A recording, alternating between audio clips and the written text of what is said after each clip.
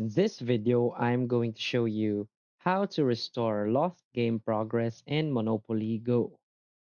So please watch the video until the end and follow this tutorial step by step to avoid making mistakes. So let's get started.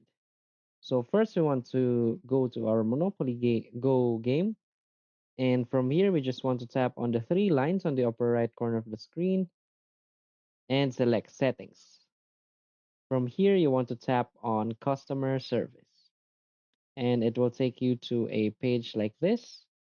So from here, you just want to tap on how can I contact customer support, and it will take you to this page and just tap on this link, this scopely.com link, and it will redirect you to your web browser and just select Monopoly Go. From here, you will be back to this page.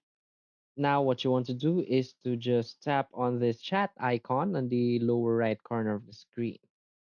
From here, you can now chat with the Monopoly Go customer support, and you can now address your issue regarding your lost game progress. But take note and always be positive and always be patient. So from here, they will be asking for additional information of your issue.